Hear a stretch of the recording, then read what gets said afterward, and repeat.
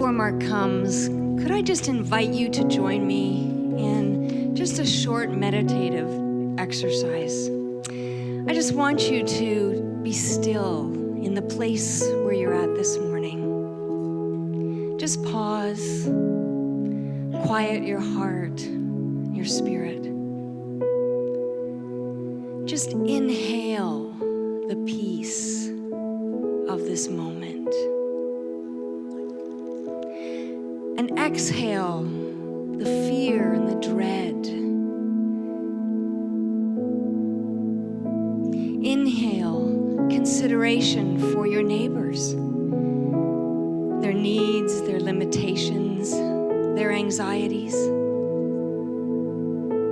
And exhale that frenzied rush to hoard or to be first in line.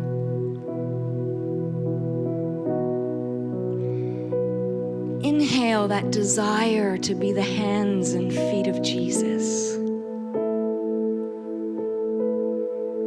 And exhale that impulse for self-preservation.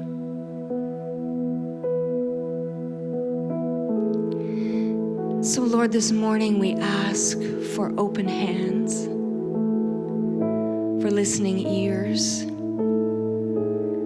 for tender and generous hearts, and readied feet. And we lift up to you all of our first responders, our medical personnel who are on the front lines, giving of themselves so that others' needs can be met. Father, those who are mental health practitioners and the anxiety level has just risen drastically, would you give them strength, empower them, give them an added measure of compassion and understanding. And for our government officials around the world who wrestle with difficult decisions, who carry the health of their nation on their shoulders, would you just give them wisdom?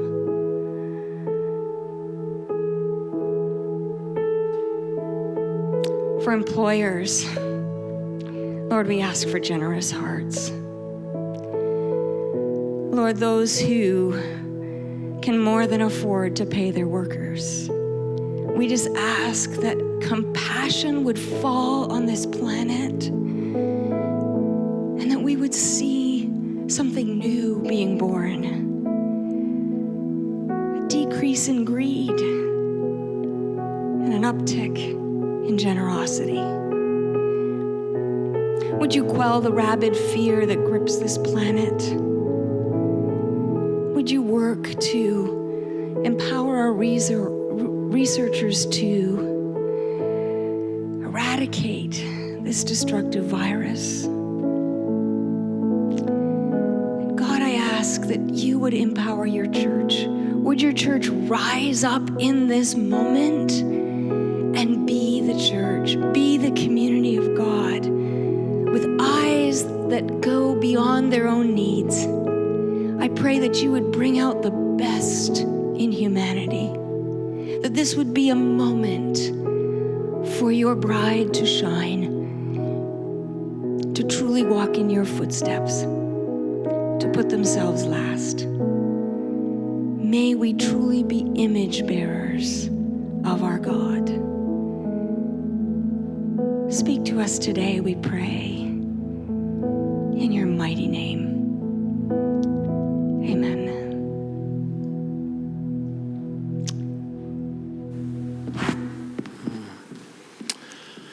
Wow, well, thanks so much, Robin, for just praying with us. And what an interesting time that it is.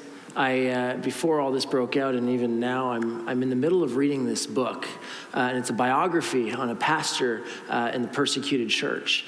And by no means are we under persecution right now, but we're experiencing one element, which is the inability to gather publicly.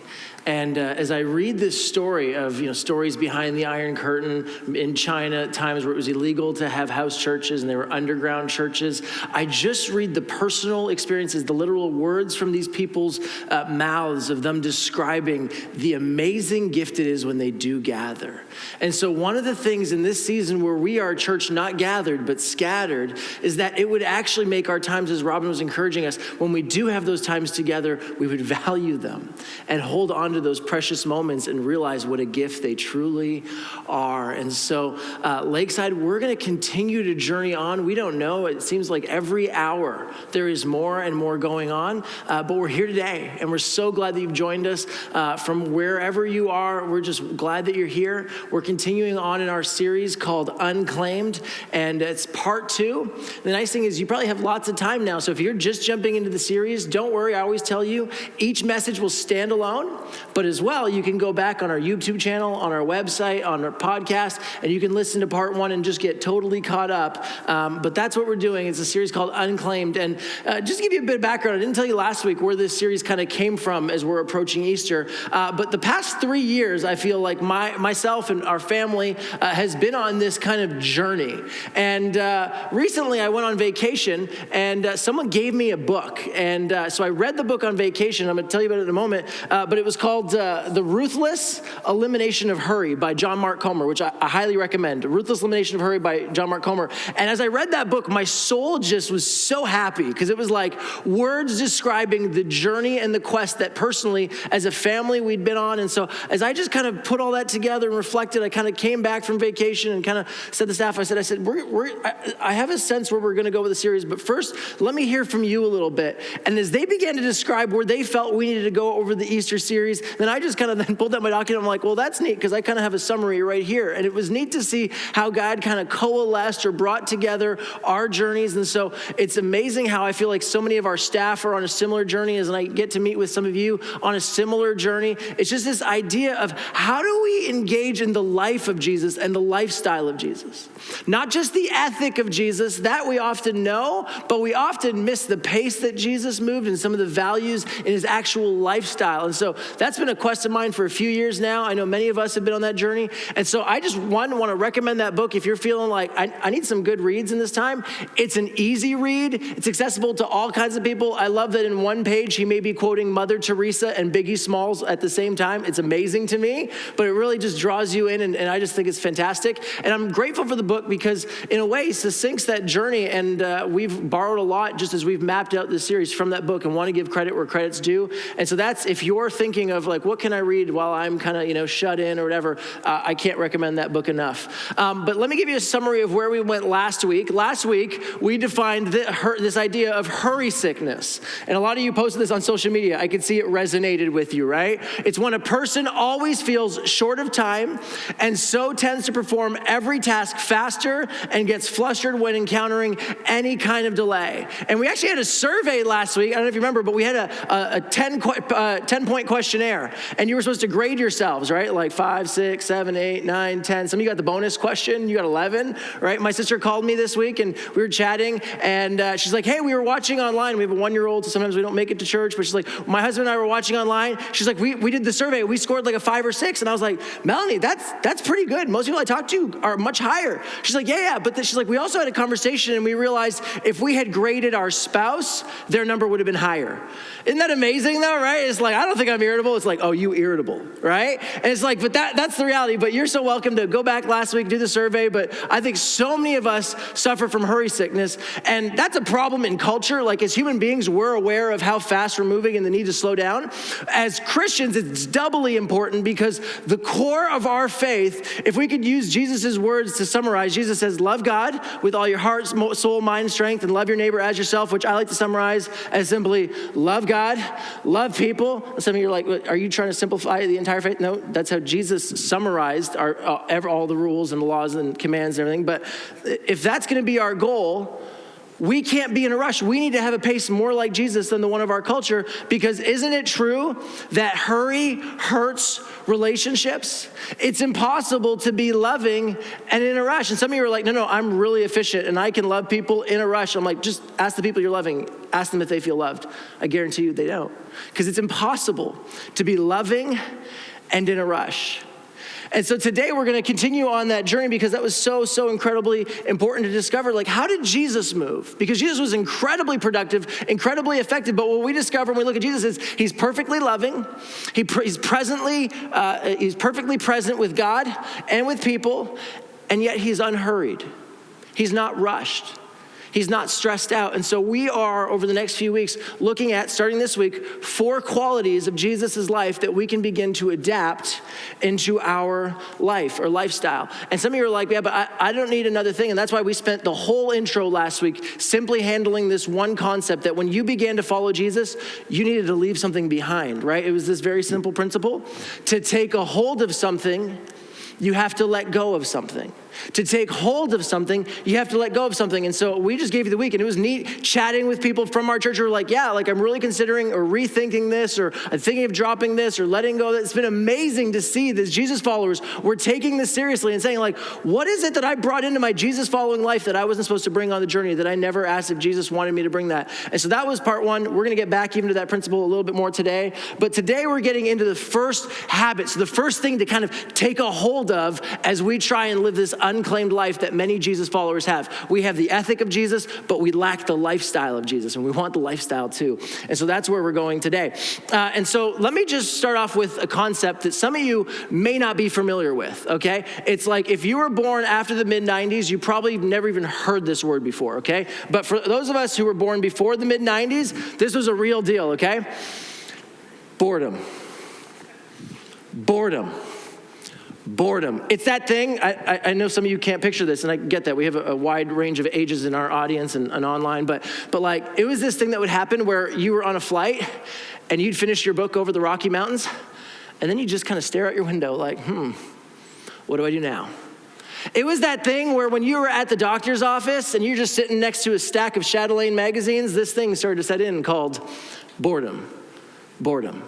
It was this thing where if you were just at the bus stop and you were waiting for the bus and you're like, I don't have an app to tell me when it's coming. And so you're just kind of sitting there waiting, wondering when it's going to come. This thing would set in called boredom. You're at the coffee shop and you're waiting in line and you're just kind of looking around counting ceiling tiles, and you would have this thing called boredom. But boredom doesn't really exist anymore, does it?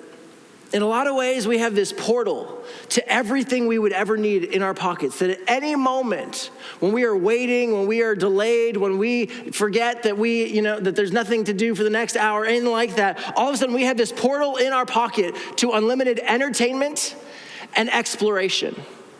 In fact, forget about being bored. Like, even if you're fully occupied, it will let you know. It will buzz. It will beep. It will let you know that someone has notified you of something, right? Someone has liked something, and it will give you a little shot of dopamine in the middle of something that you're doing.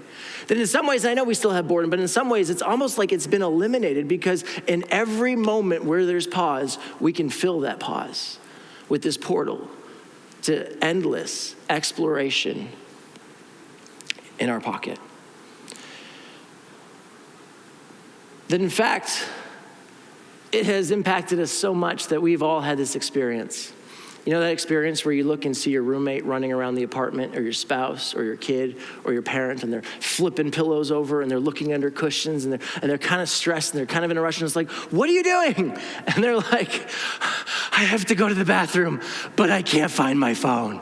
Right? Like, we've all had that moment. It's just like we just realize we're just addicted to this dopamine dispenser, and we just want more and more and more of it. It's like the invention of the personal computer and the internet and the smartphone signifies the greatest communication shift in over 500 years since the invention of the printing press. And while there's some incredible things that we've received through technology, the research is also alarming of the way that's impacting the way that we live. That the research is actually quite alarming. That when you look at it, we start to discover that all of a sudden, The way that we take in information in a room, it says, researchers have actually discovered that if you're in a room, it's not even in your pocket, not on your person, it's like on a shelf over there. If you're in a room with your smartphone, you are literally dumber. You literally don't process things the same as if you didn't have your phone accessible in some way in the room. Researchers have also discovered that our attention span has dropped to that of below a goldfish now. I mean, it's only dropped 3 seconds, but we're losing to goldfish. We've also discovered, through some of the big news articles, like former CEOs of corporations like Facebook that are blowing the whistle and saying, you just need to understand that this technology was created simply to take up as much of your attention span as was humanly possible. That is the desire of this product, by and large. That one author actually described the new normal as this: hurried digital distraction. Hurried digital distraction. He's like, this is kind of the modus operandi now. This is just kind of where we live. This is like our resting place, is hurried digital distraction.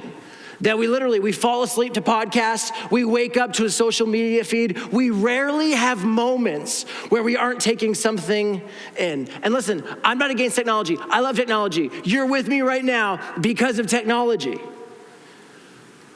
But in some ways, I think we've lost those moments of pause, those gap moments between meetings where we show up early or someone's running a little late or we're sitting in traffic where we are free from the hurry drug. And we come home to awareness. That less and less we hear, I was just out for a walk, or I was in the shower, or I was sitting in traffic and I had this amazing realization, or I came up with this great business idea. It started in the shower. How many times did you hear that? But we hear that less and less now because there is noise, visual noise and audible noise everywhere we go. That our lives have become reactionary to the information coming at us, and we've lost the incredible gift of reflection. And as we continue to move forward, anxiety goes up. It's not the only reason why, but anxiety is going up, depression's going up, high stress lives are going up. And then when all that starts to bubble over, what do? We go see a therapist. And what does the therapist do? We're paying them for their undivided attention. We're paying for a quiet space where someone will help us pay attention. Someone will help us process and reflect on our lives. And listen, I understand that therapists offer so much more than that. But at the same time, I can't tell you the number of people that I've talked to who are telling me their stories of their therapist and seeing their therapist, and they came to a point where their therapist finally cut them off and was like, you need to stop coming to see me because you're good now, you don't actually need my services, but you're just kind of leveraging me to have someone to process with, and you're just kind of using it as an excuse to live this crazy busy life and then crash into my office, and this has got to stop. Right? It's just this strange thing that's happened where we know we need it, but we can't give ourselves it. That as the pace and the noise increases, we begin to lose awareness of our own souls. And it's so important that we don't lose awareness of ourselves. And that's why, forget about the religious world, forget about Jesus for a moment. Just in the world, mindfulness is becoming one of the biggest trending things. Just Google it. You'll be blown away by how much even just secular people, non-faith people, atheistic people just want to engage in mindfulness because they're there's just something about this that we need to pause and actually reflect. And that's doubly important for Christians because not only is awareness incredibly important, but love is important. And as we learned last week, it's impossible to be in a hurry and to build good relationships. It's also impossible to be distracted and build relationships. Hurried. Can we just go to, go to the next, sorry. I thought I had a slide for that. My apologies. We'll go back one in a sec. But that's kind of the place where we end up, where we're slowly losing our ability to be present with ourselves, with others, and with God. Here's how I'd summarize it. The distractions of our lives are negatively impacting our ability to love God, love people, and take care of our souls. The distractions of our lives are negatively impacting our ability to love God, love people, and take care of our souls. That's why as Jesus people, the pace at which we move is important, but also the noise and the amount of information that we take in is incredibly important. That we need to solve this, but we will not solve it if in every lull of every moment of pause, we pull out our dopamine dispenser And I'm not saying the solution is a bonfire, out in the back parking lot, we're all going to burn our electronics and get doilies, and we're not going there. But there's something that needs to shift because our souls aren't doing well and our Jesus following isn't at its best as we are distracted. And so I want to suggest we look at Jesus, to which you're like, but Mark, I get that he's great for morals and all those things, but pace of life, he doesn't have the to-do list that I have. He didn't have kids. He didn't oversee a corporation. He didn't have all those things. And I'm like, hey, I get it. It was a different time. But just remember this, okay? When you can turn water into wine, when you can feed 5,000 people with the equivalent of a tuna sandwich, when you can heal the sick and raise the dead, your PR manager's phone is ringing off the hook. That Jesus understood what it was like to be busy. And so today we're going to look at a few stories of Jesus and the way in which he engaged with the busyness in a way that I think is going to be so helpful for us and for our souls. And so I want you to turn to Matthew chapter 3, and we're going to look at the first day of Jesus' public ministry, okay? So Matthew chapter 3, verse 13. So then Jesus came from Galilee to the Jordan to be baptized by John, okay? Now, this isn't our main text for today, so I just want to kind of summarize what happens next, okay? But so Jesus is there, and he's like, hey, I'm here to get baptized. And John's like, I can't baptize you. I shouldn't even hold your sandals. Let alone baptize. I can't do it. And Jesus is just they have this whole conversation, and eventually John's like, okay, fine. I'll baptize you, okay? And then, this is what happens. As soon as Jesus, I just need you to pretend we're at a baptism service, okay? Just imagine how extreme this is. As Jesus was baptized, he went up out of the water. At that moment, heaven was opened, and he saw the Spirit of God descending like a dove, alighting on him. Okay, just imagine the ceiling rips open as we're baptizing people, okay? Everybody's awake. And it continues. And a voice from heaven said, now there's a voice coming into the room, okay? This is my son whom I love. With him, I am well pleased, okay? If ever there was a moment where you're like, I have a captivated audience, it's now. If ever Jesus was going to preach a really powerful and convicting sermon, it was now. Jesus doesn't do it. Look what he does. Literally the next verse. Then Jesus was led by the Spirit into the wilderness to be tempted by the devil. Some of you are like, devil, what? Yeah, okay, let me just quick. We're not gonna do a whole message on this, but you're not a church person, not a Christian, or you are a Christian, you're like, what do we believe? We believe that there's spiritual forces of evil in this world. We believe that when you turn on your screen and you think this shouldn't be, it's yeah, because we believe that not everything is as it should be, and Jesus came to conquer all of that. But there is an enemy. And as we like to say, his goal is destruction, his tool is deception, and it's not any different in this story. The devil shows up and he starts tempting Jesus and trash talking him and all this stuff. And that's where we pick up the story, okay? So tempted by the devil. After fasting 40 days and 40 nights, biggest understatement in the Bible, he was hungry. Just imagine how hungry he was.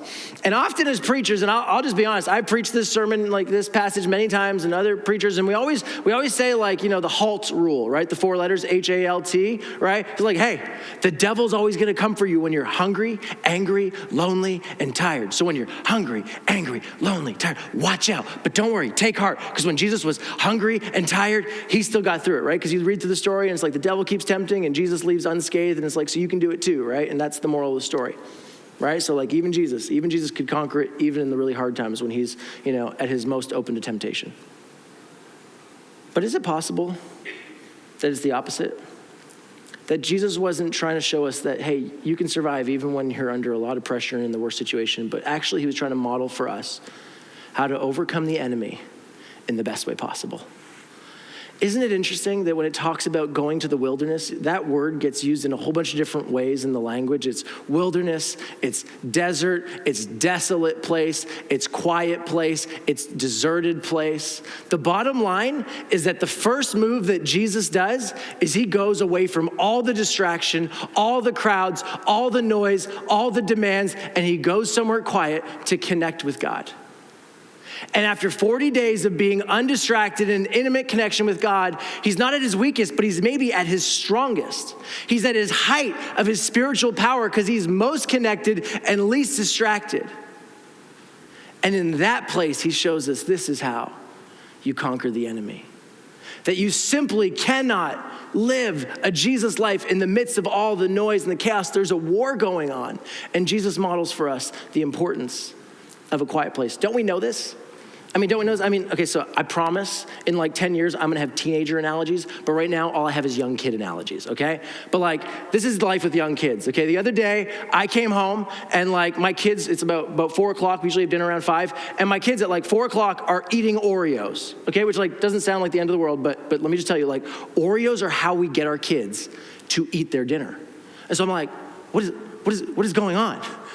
How did this happen? My mom was like, well, they wanted them, and so I just gave it to them. I'm like, what? But listen, if you had young kids, it can feel like war sometimes, right? Sometimes it's you're there, and there's one kid Mama, Papa, Mama, Papa, Mama, Papa, and the other kid's running around I a naked baby, and I gonna get you, right? And it's just it's chaos. It's Mama, Papa, Mama, Papa, can I have some Oreos, right? It's just fine, take whatever, take the car keys, right? It's overwhelming. It feels like a battle. It's not a battle, okay? But sometimes the enemy feels like they're coming at your ankles, right? And so what am I saying? I'm saying that as parents of the young children, we've learned that we cannot be reactive. We make really bad decisions and we're simply reactive to stimuli, and there's always stimuli with young children. We know we need to go find our desert place. So for us, we step into our parenting office. That's the powder room or the stairwell, and we just kind of close the door and just keep the enemy at bay for a second. They're not enemy, okay? Just go with the image, word picture, okay? But in that moment, then we have a little conversation, okay, they really want the Oreos. Okay, we could do that. But if we do that, okay, oh, good point. Okay, but then if we don't, but then today we could, okay, open the door. All right. We've been reflective for a moment, and now we can engage. What's the point? It is impossible to live a life of reflection and intentionality in the midst of the noise and all the chaos that surrounds us. And Jesus models, you need to have a desert experience. You need to have a moment of quiet. You need to have a moment of stillness.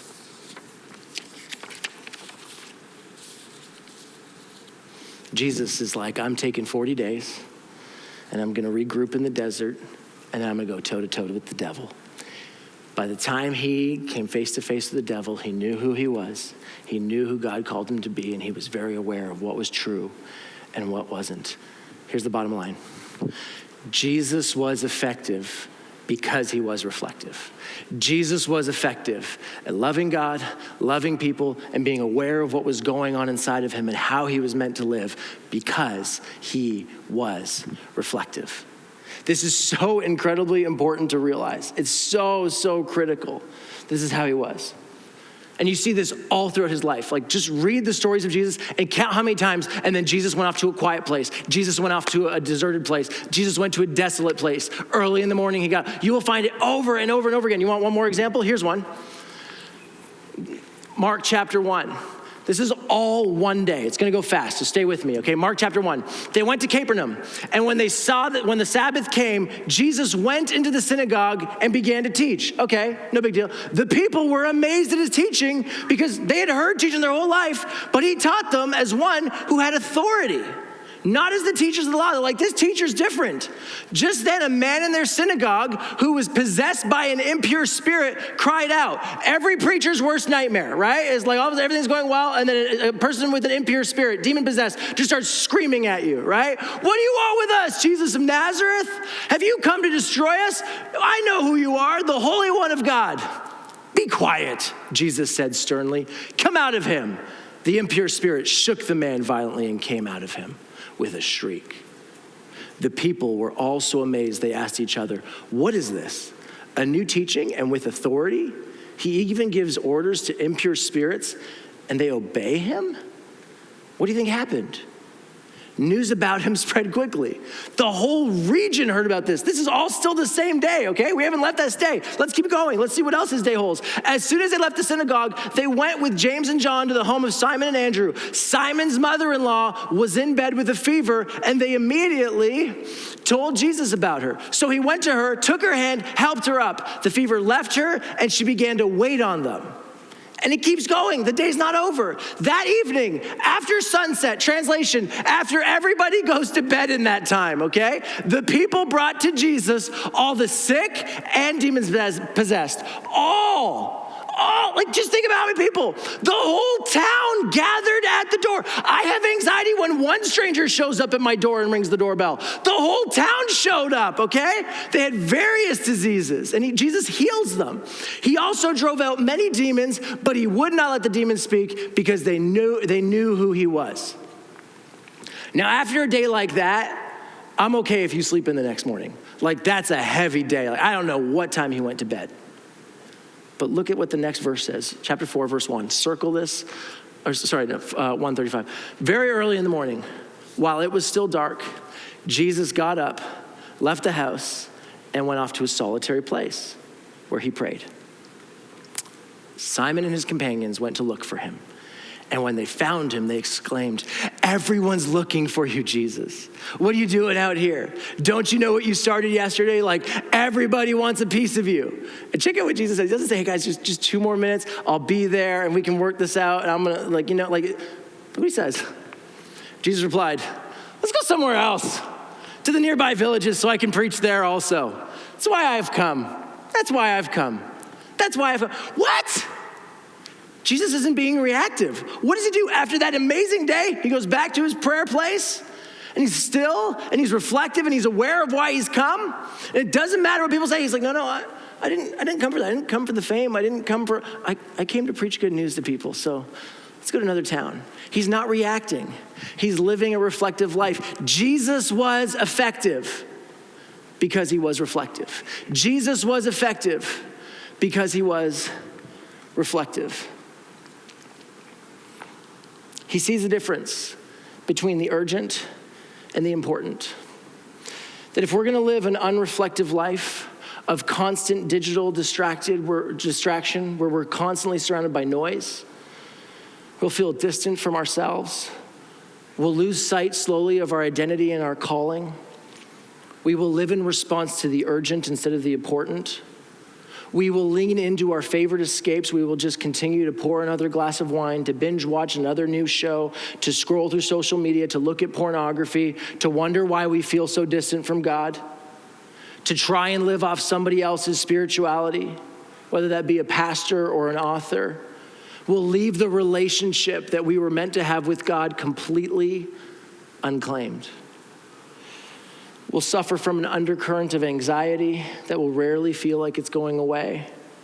We'll wake up tired, and we will become easy prey for the enemy because he will know that we are living reactionarily instead of reflectionary. Is that a word? Reflectionarily? Reflect. We are being reactive instead of reflective.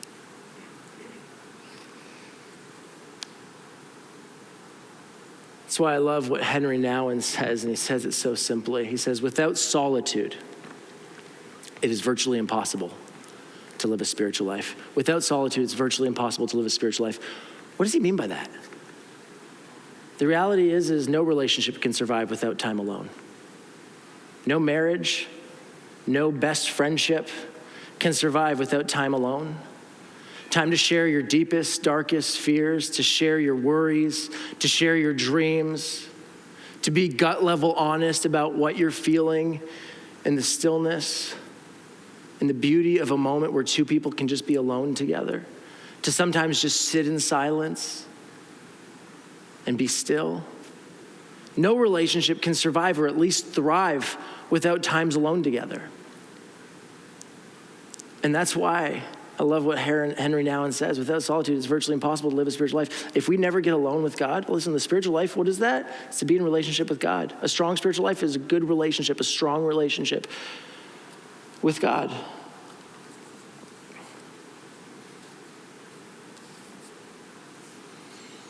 Here's how I would summarize everything that we've learned so far. That if we want to be effective at loving God, loving others, and taking care of our own souls, we must be reflective. We must be reflective. Here's the best way I could summarize it. In order to be effective, we must be reflective. In order to be effective, we must be reflective. And it's an interesting time. I didn't plan this message this week. It was already on the docket. But isn't it an interesting time as we are literally, some of us are cooped up at home, unable to go out, unable to, does anyone want to hang out? Why does anyone want to hang out? And you're just kind of left alone. And you're like, this just feels isolating. Just remember, solitude is not about isolation, but about connection. Because solitude is all about connecting with your Heavenly Father. And my secret agenda is that we as a church would grow in this season in our desert moments, in following the lifestyle of Jesus, of going out to the desolate, the quiet places, and how critical that will be for our souls to wake up, to start to feel. And if I'm honest, like sometimes you feel the crummy emotions first, anxiety, anger, sadness, and doubt, but you need to be able to feel before you can feel joy, gratitude, celebration, and rest. That as you begin to have these moments of pause, you begin to dream, to process, to reflect, to dialogue, to live intentionally with God as your guide. You might start to come face to face with the good, the bad, and the ugly in your own heart. But here's the amazing part. You can then bring it to God instead of leaking it unintentionally over all your loved ones at home and at the workplace and at school. And you start to hear God's voice over all the other noise in your life. The desert moments are better than mindfulness, because mindfulness is the silence and solitude that Jesus modeled without the best part, the presence of God. That's as Jesus followers what we have, that our time alone in the desert place, in the quiet place, is one of deep connection with God. And so I want to get real practical as we move towards the application. I don't often have application today. I got some application and you have some time to apply it, okay? But here's what I want to do. Here's my secret agenda that's never secret. I want you to have quiet times and a quiet time. Have quiet times and a quiet time. Like, isn't that the same thing? Like, no. Let me just describe it this way, okay? I want you to have some quiet times. Like just times in your day where you don't have any information coming at you. There's no noise. You're not cooking with the TV on. There's no like podcast playing. Like you're just having quiet time. Whether you're just peeling onions in the kitchen, whether you're out for a walk in nature, whether you're riding your bicycle, rowing a canoe. You don't row canoes, you row rowboats. You're paddling a canoe. You're out for a run in nature. You're simply not on your phone when you go to the bathroom, or you're having screen-free bedroom. Or as Daniel Bell was encouraging the downtown church, screen-free Saturdays. That you're letting some moments, the silent moments, be a portal to encounter, to think, to pause, to reflect, and to pray. And some of you are like, canoeing and running and praying, like just remember this. Like we have the Spirit of God in us. Like you don't have to close your eyes and get on your knees to be praying. You can just be having a dialogue with God and allowing him to intersect your thoughts when we're still. He has a still, quiet voice, and he speaks to us in those moments, and he brings thoughts to our mind, and it's like, is that my thought or his? And that's the beauty of them being married together. That is the Christian life. That the ancients called this the practicing of God's presence. And so you can, in this time, maybe get some books on that and read up on that. But like, what if you just had some quiet times in your day where you're just like, I'm not taking in anything. And I'm just being still and I'm just reflecting. Like, what if that was the case? And then I want you to have a quiet time. Like an actual quiet time. At least one intentional desert moment a day. And maybe that's your homework for this season. Like, don't try and figure it all out in one day, but this is a gift this season. I know it's hard and there's challenges and all things, but let's see the gift in this. In this season, and I know some of you are like, I'm a young parent, I'm a CEO, I'm a caregiver. I'll give you some really practical steps in a few moments for that. But like, I just want you to find a time where you have a desert moment, where you follow the lifestyle of Jesus and you get away from the noise in an intentional time to connect with your Heavenly Father. Okay?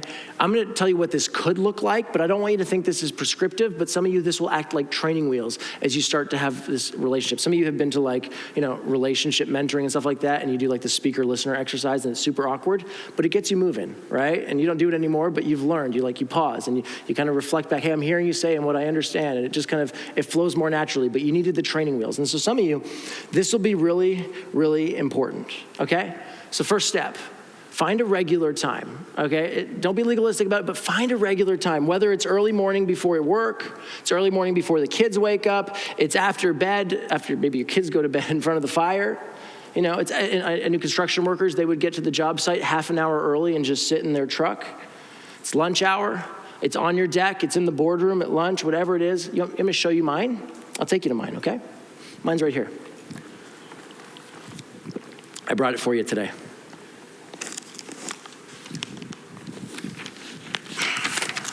This is where I have my quiet time. This is my desert moment. I actually have 2 of these chairs. I have one in my office and one at home. My wife thinks these are the ugliest chairs in the world, but I love them. They're so comfortable. And I'm just aware of a reality that some of you are aware of, and this is maybe someone gave me this advice years ago, and it was really helpful. It's been especially helpful with young kids, but depending on your situation, it's simply this. In order to change your pace, often you need to change your place. In order to change your pace, often you need to change your place. Some of you, it's like the desert moment's not going to happen inside your 4 walls at home. It's just, there's kids, there's work, there's chores, you run a business out of home. It's just not a place where you can be quiet. So you may need to get out. So for me, some days it's at home in that chair in front of the fire before the kids wake up. Some days it's in the office before anyone else shows up, and I just have a time before I start, and I just get in my chair. Wherever that place is, find a regular place. I don't care when, but have a desert place. It's the way of Jesus. Secondly, once you have that place, get rid of all the external noise, okay? Turn off your phone, turn off technology, okay? Make sure you distance yourself from people. Turn off your notifications. That's the external noise, and that's the easy part. Then you have to turn off the internal noise, and that's the hard part, because we have racing thoughts. We're replaying lousy conversations and a fight that we had with a roommate earlier in the day. We have lustful thoughts going on in our head. We have fantasies, not just sexual ones, but ones of like revenge and like, oh, if I could go back to that conversation, I'd say this, and right? Like we got all this internal noise going on. We got worry about relationships, about our jobs, about finances, about the current situation. Like there's so much going on, to-do lists, and it's so hard to focus. So the second part of your desert experience needs to be a quieting of the internal noise. There's lots of different ways to do this, but my pastor used to just call it clearing the deck. And he recommended actually just writing down all the things that are on your mind that are stressing you and putting it aside. I personally do it on a laptop because I can't read my own writing. And I just kind of type up like, hey God, like literally I just have a prayer journal and I just type it as if we're having a conversation, because we are. Hey God, it's Mark. And I'm just honest. I'm really stressed right now and I'm not sure I have time for this, but like here's some of the things that I'm really wrestling with. And I just start listing them out. And I list them all out. Just breathe, and I usually just type these words. You can just say them out loud. God, I give that to you for this time. For however long I'm here, you can hold that. I want to engage with you. Clear the deck. That's the second thing. So get rid of the noise, internal noise, clear the deck. Next, I tell people, I'm like, hey, you're having time with God. Just start with your feelings. It's a great place to start. Some are like, it's not about us. It's about God. I'm like, you're right. But God says he's the perfect parent. And I don't know of any great parent, if their child came to them and said, can I just snuggle on your lap and tell you some of the things I'm feeling? They're like, no, it's about me, not you.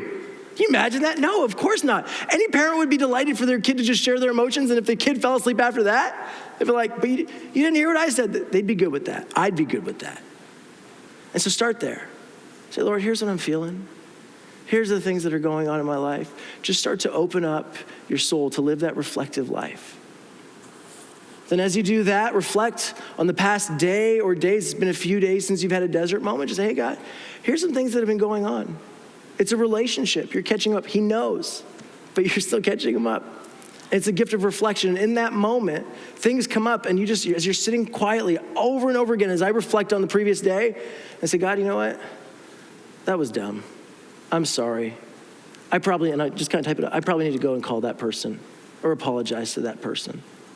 That you have those moments of reflection, and those are moments where you allow God to start speaking to you in those moments, just to bring thoughts to mind.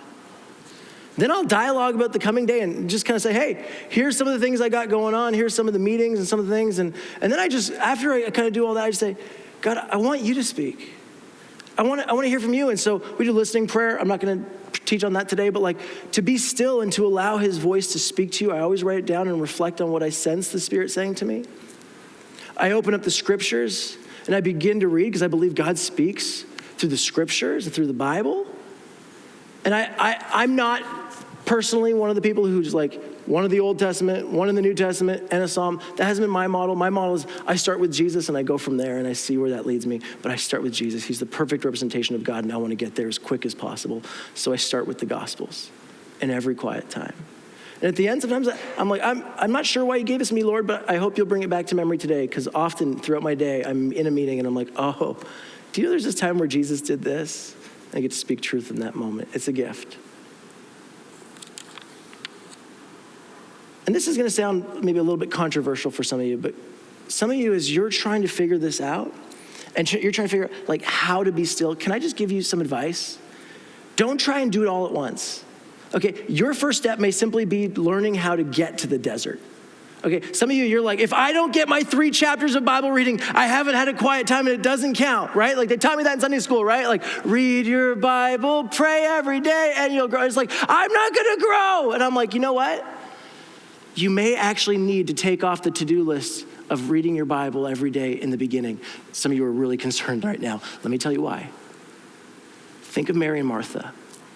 Mary's sitting at Jesus' feet, taking everything in, and Martha's running around, totally flustered, has no idea how to engage, and completely misses it. Martha could have been forced to sit at Jesus' feet and have all the words coming at her, and she still wouldn't have got it because she was so internally noisy. There was so much going on that she hadn't cleared the deck about. So many of us just need to learn how to be still and to get to the desert and be still before we can actually even engage. Because many of us are going through the to-do list. Like you're reading your 3 chapters, you're checking the box, and at the end you're like, I'm not even sure what I read, but I read it. And you've missed the whole point of the desert experience. It's so important. Listen, I'm not saying you should read your scriptures. I try and read them every day, and you should as well. I'm just saying some of you just need to give yourself grace and to take the 3-4 chapters a day checkbox off. And not have that as a primary requirement, and just learn how to be still and to find those moments. And lastly, at the end, after I've done all those things, I like to end with silence and openness to what the Spirit may be saying. I simply sometimes just type out, like, got anything else you want to say? And then I'm just still for a moment. And in all that experience can be anywhere from 10 minutes to 60 minutes. And so I don't want to say like you need to do it and it needs to be this long or whatever. I'm just saying like start to find those times. Start to find those times where you intentionally make room. And lastly, what I want to do is just some of you are like, okay, but I don't have time. I have no time to get into the desert. You don't know my life. And you're right, I don't. But I've had this conversation with countless people who are like, how do I do this? And so let me just give you a few pieces of advice that I give to people because I've had this conversation so many times. Okay? Number 1, start with quiet times. Just start with moments where you're actually quiet while you're out for a bike ride, out for a walk, where you get rid of technology, get rid of the noise, or you're simply still. That's 1. Number 2, go back to last week and figure out, are there things that I'm holding on to that I need to let go of so I can have time in my life? There are things that I want to take on in this life stage that I don't. I love renovating and renting out houses and all that stuff. In this season, every once in a while, I'm like, oh, but if we leverage this and we could buy this and then I could do it. And I could, in the evenings after work, kids go to bed and I could be tool belt. And I'm just like, no. There'll be a season for that, I'm sure. But it's not this season. There are things you need to let go of to be able to engage in this time, in this way. So figure out what you need to let go of. Number 3, guard your calendar. Guard your calendar. I tell people this all the time, okay? Nobody's watching out for your priorities. People email me sometimes like, it's an emergency. We need to meet tonight. Nobody ever puts in brackets. Unless, of course, you have something really important or you feel like your soul has been moving too fast or you promised your kids something, then we don't need to meet at all. Nobody ever sends that email, and you don't get those emails as well. Everybody's priorities are their priorities. You need to make sure your priorities are yours. Nobody's gonna guard them for you. You know how my pastor used to do this? It was awesome, okay? He didn't tell our church this until right before he retired after 35 years of ministry. But he literally was like, yeah, so do you know that I virtually, and he was a hard worker, and he incredible how much he got done. He's like, you know, virtually over the last 35 years, I've not taken one breakfast meeting. I was like, what? Like, that's what pastors do, breakfast meetings, right? Everybody has availability, like right before work, right? He's like, I never did. He did evening meetings, all that. He's like, but whenever people requested a breakfast meeting, he'd just be like, sorry, I have an appointment at that day and time, but I can do this time, lunch or, in the evening or whatever it was. He never told them what the appointment was. It was with God in the desert. He just locked that in every day, 35 years. Can you believe that? Why? Because that was his priority, and he knew nobody else was gonna guard it. He needed to. Have you ever thought of scheduling your soul into your schedule? Have Have you ever thought that someone requests a time, you're like, oh, I'm available. But do you ever actually look at the week? My wife and I, we do this all the time. I tell you, like, we have a calendar meeting, not because we're nerds, because we want to care for our souls. And we look at the week, and we don't just look at the window. We say, but it's a busy week. And we often say no to things that we're technically available for, but we're not available for, because we know our souls need desert moments. And we know how important that is. And that's a strange concept for some of you, but this is so critical. Read how many times Jesus went out to the desert. You can literally track how busy Jesus gets and how much he goes to the desert. They grow in comparison to each other. It's incredible. And lastly, be gracious with yourself. This is a relational gift from God to have these desert moments. Claw at it. Explore it. Dialogue with your family after our gathering is done today and say, hey, what does desert moments look like? I'd love to free you up for this. Some of you are like, I have lots of time. This is an issue for me. I'm like, maybe you could use some of that time to free up someone else who doesn't have the time. Someone who's taking care of an elderly parent, someone who's taking care of young children. Say, hey, can I come by once a week and just give you an hour just to be still? And I'll just watch them. But be gracious with yourself as you figure this out, explore, talk with people. How do you do it? Where do you do it? Oh, Tim Hortons in the little corner. Nobody's ever there. Nobody bothers me. It's perfectly quiet. Whatever it is, but just be gracious with yourself as you explore this. Because if we want to be effective at loving God, loving others, and taking care of our own souls, we must be reflective. It is worth it. So we'll figure out how to do it. I want to invite our team to come up, and we're going to sing one final song, but I just want us to practice this. I want us to be still. So can I just invite you? And we've gone a little bit over time, but it's okay because nobody's waiting for you to get picked up. You're already at home. But would you just for a moment with me, take your device, put it aside, get it off your body. Turn the ringer off if you need to. Would you just close your eyes right where you are in your home? Make that a desert moment right now. You don't need to be in a spiritual building. The Spirit of God is with you now. So would you just be still right now and open yourself to the gift of solitude, the gift of his presence. If you need to take a moment, clear the deck. Say, Lord, I'm just giving you whatever's on your mind. Just list it out now, quietly.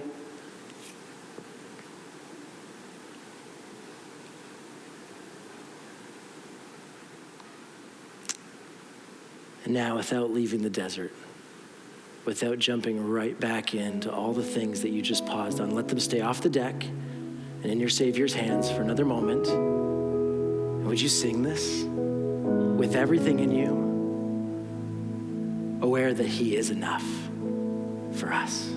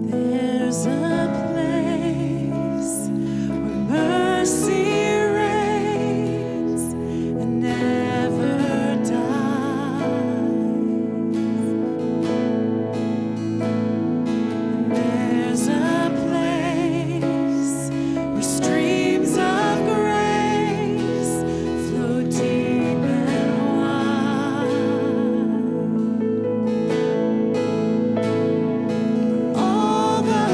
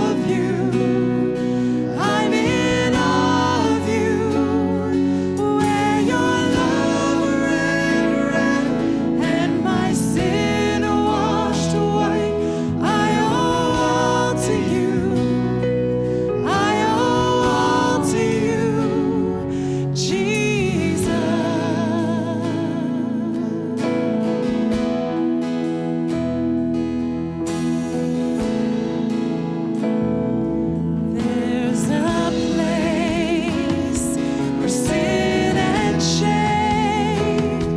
are powerless.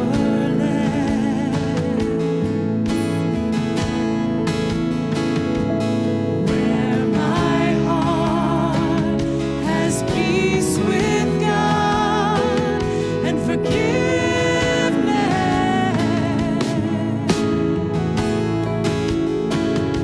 where all the love I've ever found comes like a flood, comes flowing down.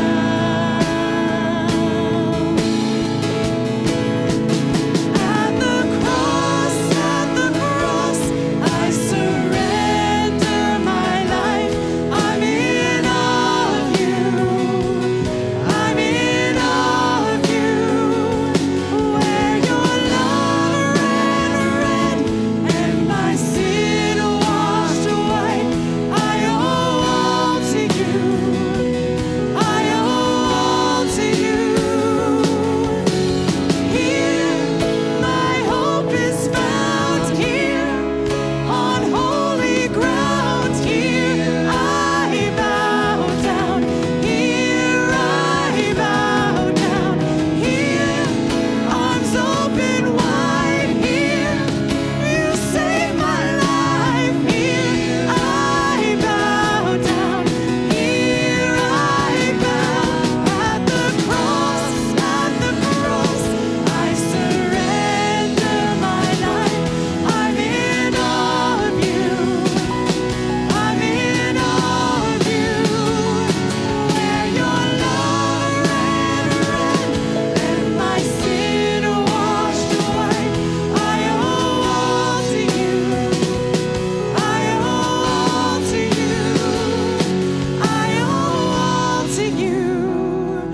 I owe all to you, Jesus.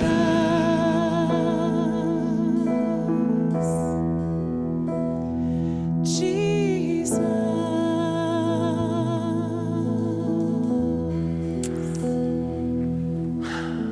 Well, there's no lineup getting out of the parking lot today. And as you're home and as you're figuring out what it continues to look like to live in the midst of this, just want to bless you with this thought that in this time, would you use this as a time and the different spaces that you occupy as desert places to learn to be still, to love God, to figure out how to love people, and to become aware of what's happening in your own soul.